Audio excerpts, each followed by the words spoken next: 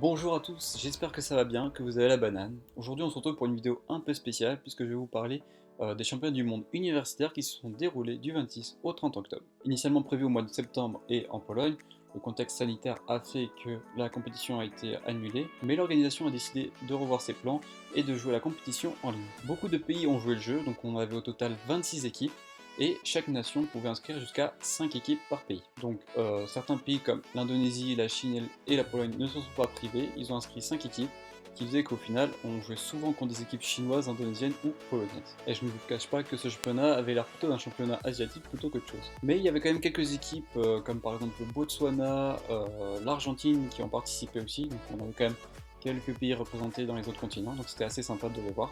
Et pour ce qui est de l'équipe de France, donc il n'y avait qu'une seule équipe de France, mais quelle équipe de France, hein, la composition était belle, puisqu'elle était composée déjà de Mélik Dufresne alias Monsieur Splinter, de Raphaël Basler, le roi de cœur, Maxence Fragola alias le penseur, Nao Tabata alias le contreur fou, Luc Bellico mon partenaire alias Bourrico, et moi-même alias Zlatan. Le format du tournoi était le suivant, on a fait une phase de qualification où on jouait 15 matchs en Suisse, et ensuite à la fin, les 8 premiers étaient qualifiés pour les quarts de finale, et parmi ces 8 premiers, les 3 premiers pouvaient choisir leur adversaire en quart de finale. Je ne vais pas vous dire le classement tout de suite de ces qualifications, mais je l'afficherai après. Avant, je vais vous faire un petit résumé des donnes que j'ai trouvées intéressantes, celles qui ont fait bouger pas mal d'IMP ou celles que j'ai trouvées assez techniques pour vous en parler. Voici la première donne de ces résumés, où là nous avons affronté une paire italienne qui était très connue. Donc en S on avait Federico Porta qui joue en division nationale 1 en Italie, et son partenaire qui est encore plus connu, Giovanni Donati. Donc Donati, pour ceux qui ne le connaissent pas, c'est un jeune qui a un an de moins que moi, mais qui est hyper talentueux. Alors déjà, il a joué pour l'équipe Open d'Italie, ce qui n'est pas rien. Et en plus, c'est un monstre en phase du mort, hein. Il loupe très peu de coups en phase du mort. Mais par contre, à l'enchère, c'est, on va dire, un petit peu moins ça. Même s'il est quand même très talentueux dans ce domaine-là, il est plus fort à la carte qu'à l'enchère. Et d'ailleurs, lors des championnats du monde il y a 2 ans, avec mon partenaire Théo Guillemin, il y a une donne où on avait enchéri jusqu'à 6 cœurs, et on n'avait pas eu le temps de demander les contrôles. J'avais juste dit que j'étais minimum, et Théo avait quand même posé le bas-coup sans demander les contrôles. Et à la fin, quand Théo finalement déclare 6 cœurs, ça fait passe-passe, et là Donati il se réveille. Vert contre rouge, il estime que la défense à 6 piques sera moins coûteuse que le chelem, et en fait il avait As-Roi de pique 7ème, il me semble, ou 8ème, et il pensait que l'un de nous, entre Théo et moi, était 5 et que du coup on pouvait gagner le chelem.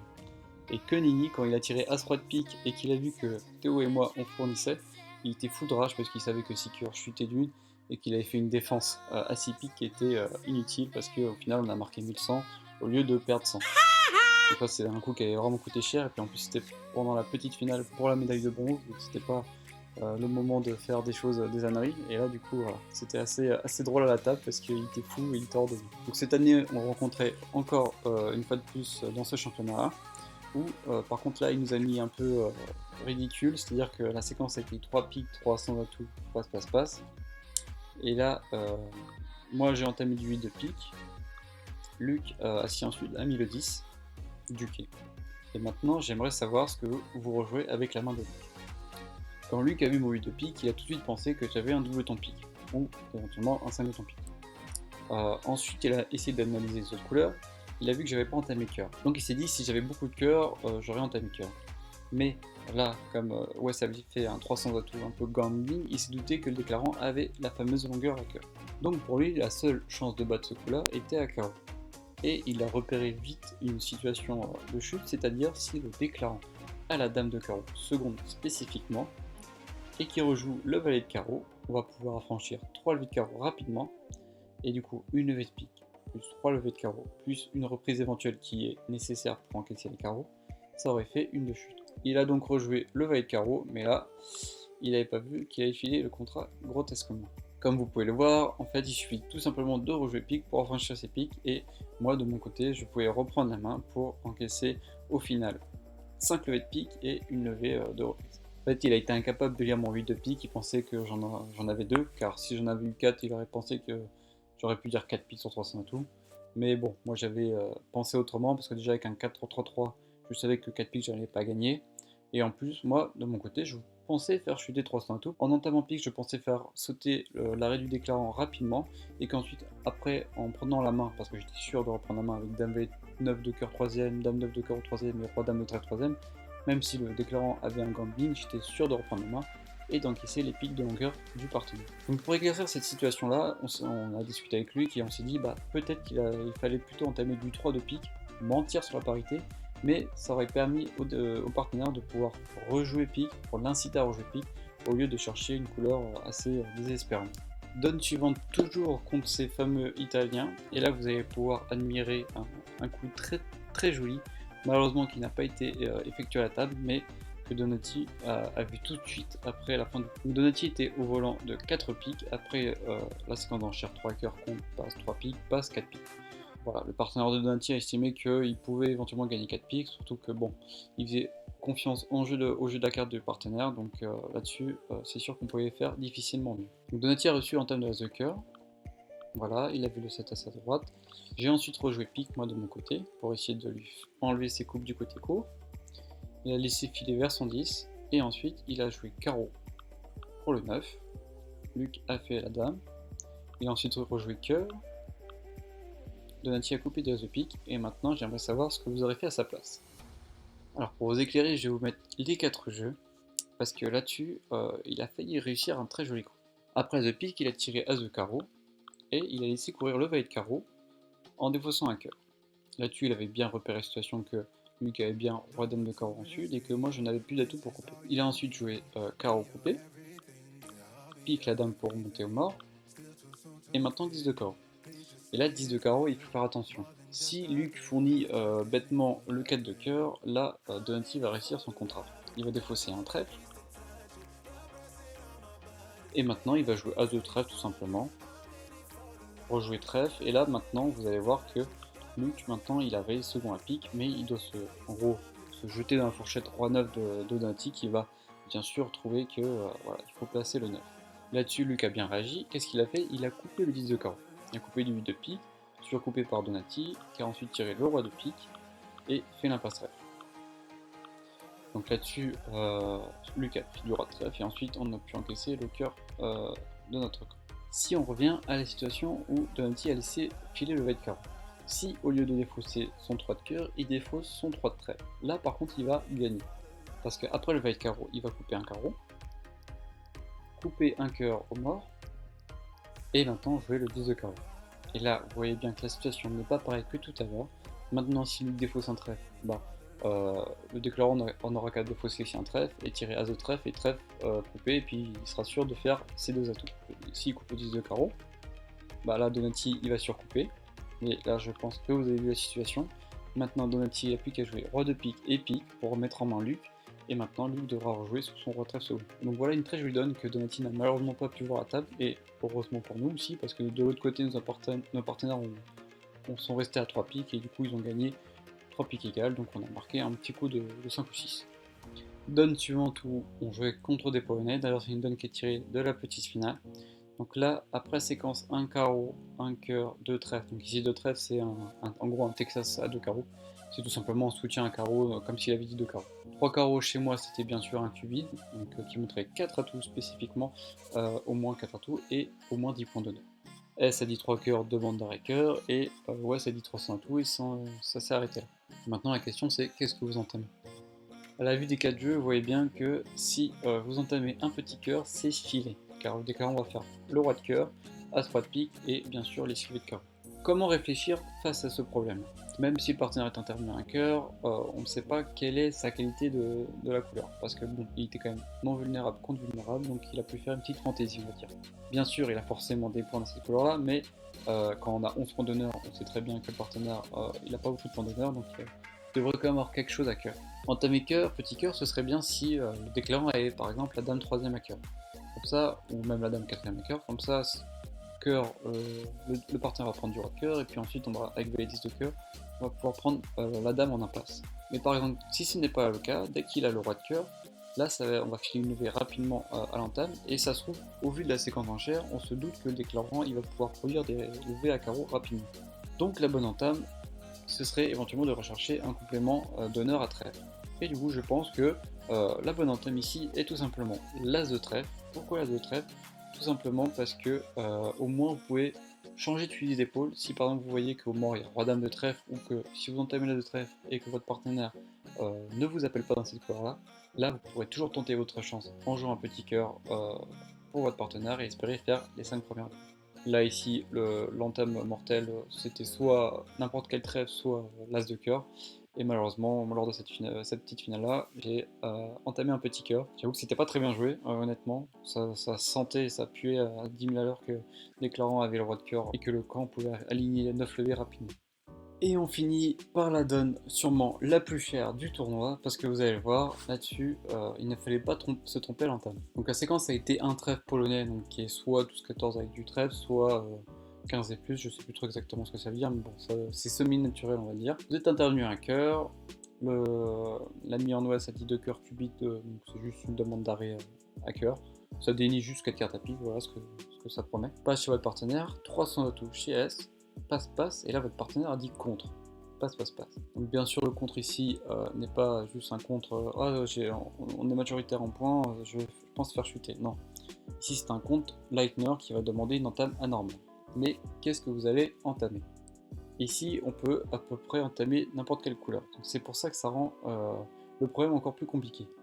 Même si déjà on peut quand même écarter l'entame cœur, car le contre du partenaire demande justement que le partenaire n'entame pas dans la couleur classique qui est ici cœur. Maintenant il faut décider entre les piques, les carreaux et les trèfles, quelle couleur correspond à la couleur du partenaire. Déjà je pense qu'on peut éliminer l'entame trèfle, parce que si le partenaire, même s'il a As-Roi trèfle, ça va pas suffire pour faire jeter le contrat, sauf si par hasard il a le 10 de cœur second, ou si par exemple le déclarant n'a que le roi second, et que du coup vous faites As-Roi de trèfle, et puis ensuite votre partenaire va pouvoir rejouer cœur, et si vous pouvez prendre le roi de cœur du déclarant, là vous pourrez faire carrément le 7 cœur et As-Roi de trèfle. Mais c'est quand même très peu probable, peu que l'ouvreur a quand même dit à ouvert d'un trèfle. Carreau déjà c'est un peu plus plausible parce qu'il a As-Roi, il pourrait avoir As-Roi, et là du coup vous pouvez communiquer 2 fois. Maintenant on peut éventuellement se pencher sur les piques, bien que vous ayez le roi de pique dans la main, le partenaire aurait très bien pu contrer avec As-Dame de pique par exemple. Bien sûr avec 5 cartes à pique il aurait probablement annoncé 2 piques sur 2 cœurs, même si bon, s'il a que 6 points, il va pas non plus faire le fou furieux avec un 5-3-3-2. Mais bon, ça peut arriver. Du coup, l'entame qui paraît être la meilleure, et ici l'entame pique.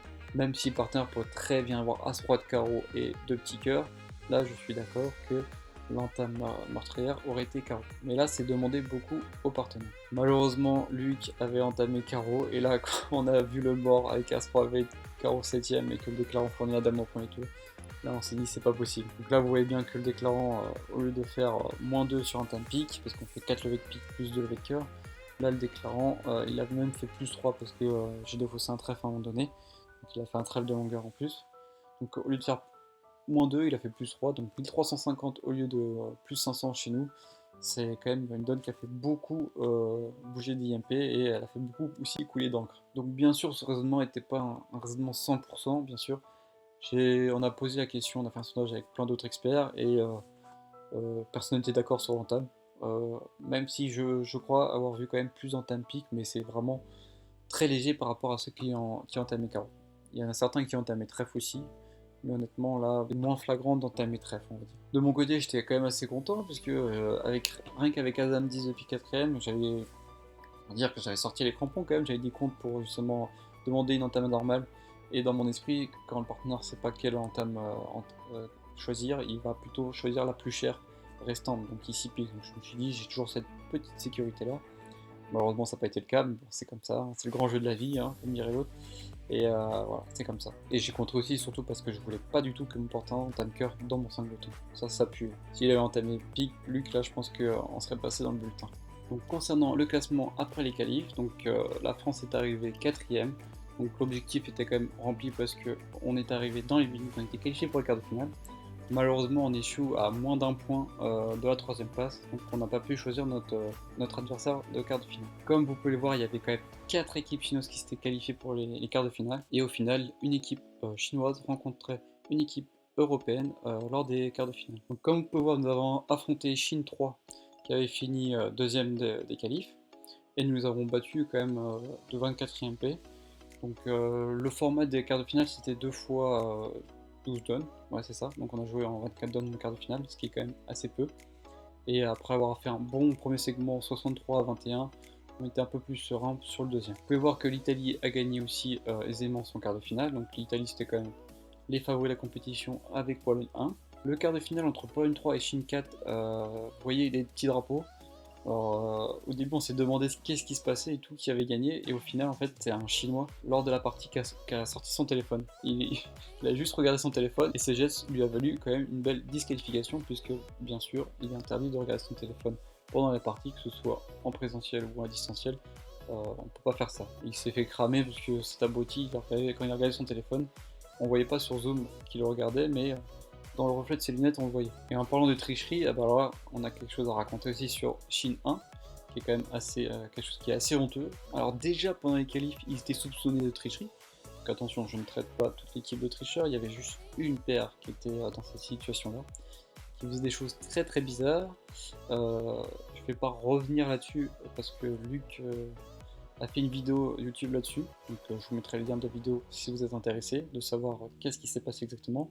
Mais bon, dans tous les cas, ce que je peux vous dire, c'est que c'est flagrant qu'ils trichaient et ils en abusaient. Hein. Ils faisaient même pas ça intelligemment. C'était vraiment. Ils prenaient les gens pour des cons, quoi. Donc, forcément, quand on joue contre des tricheurs, c'est déjà plus compliqué de gagner. Donc, Pologne 1 s'est incliné contre Chine 1.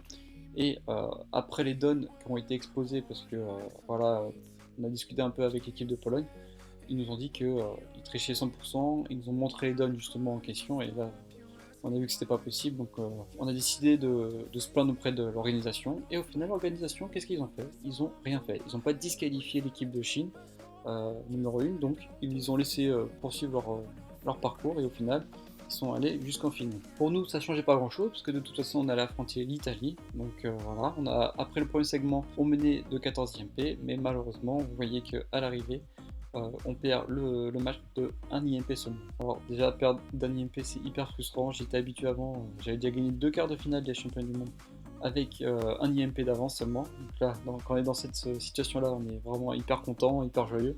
Et je peux vous dire que quand c'est l'inverse, là c'est autre chose. Et de l'autre côté, bien sûr, Chine 1, vu que c'est des experts dans le domaine de la tricherie, ils ont gagné facilement leur match. Le match pour la 3e place, donc il était quand même très importante, parce que je vous rappelle que quand vous êtes en demi-finale des championnats du monde et que vous repartez bredouille sans médaille, c'est quand même très triste. Donc l'équipe a su quand même se remotiver, on jouait que 2 segments de 16 dons, donc après avoir gagné de plus 8 le premier, on a remporté largement le deuxième, donc voilà. J'étais quand même très content de ramener une médaille à la maison, et vous pouvez voir que Chine 1, bizarrement, ils ont gagné de 70e P, même si sur ce match-là, ils n'ont pas fait de choses bizarres, c'est plutôt les Italiens qui ont fait n'importe quoi. Donc là, on ne peut pas leur reprocher grand-chose. À l'arrivée, du coup, Chine 1 qui est sur la plus haute marche du podium, suivi de l'Italie puis de nous pour la médaille de bronze. Mais bon, il va y avoir quand même des réclamations pour essayer de disqualifier cette équipe de Chine qui est vraiment quelque chose qui est honteux. Je déteste les tricheurs, et puis en plus quand c'est flagrant comme ça, vraiment, déjà ils ont aucun mérite, mais en plus ils ont aucun scrupule, quoi. Ça, je veux dire, c'est tellement évident que ça devient un peu bizarre quand même que la décision ne soit pas encore prise. Donc potentiellement, on pourrait récupérer une médaille d'argent. Donc à voir, on va suivre un peu les actualités, mais bon, on espère quand même que cette équipe de Chine va vraiment être disqualifiée. Et voilà, c'est tout pour ce résumé. Donc j'ai choisi seulement 5 dons, il y en avait plein d'autres, mais bon, voilà, j'ai essayé de prendre le plus marquant. J'espère que ça vous a plu, j'espère aussi que le résumé comme ça du championnat vous aura plu, que ça vous aura fait connaître un peu voilà, les championnats un peu qui se passent à l'international. Il y en aura d'autres qui seront organisés sûrement. Donc j'essaierai de vous tenir au courant. Et sur ce, je vous dis à très bientôt pour une prochaine vidéo. Salut, c'était Arthur Boulin.